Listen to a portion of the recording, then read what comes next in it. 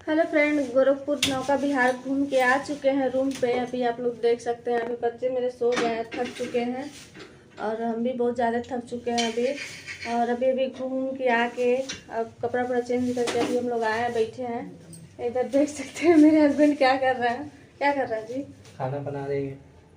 अभी इधर आटा सुबह सान के गए थे, अभी रोटी नहीं बनाया। आप लोग देख सकते हैं यहाँ पे भी रखा हुआ है, लोई बना के काट के रख दिया। अभी जा रहे हैं बनाने के लिए। और ये भी बहुत ज़्यादा थक गए हैं और इनसे भी ज़्यादा भी काम नहीं करवाना है क्योंकि थके हुए हैं अभी, आप लोग देख सकते हैं यहाँ पे। और हम भी बहुत ज़्यादा थक गए हैं। और वो एक पता नहीं क्या क्या चीज़ आया है, भैंसा है कि क्या बोलते हैं उसको। अभी आप वीडियो डालेंगे, कमेंट करके आप लोग बताइएगा कि क्या चीज़ है वो।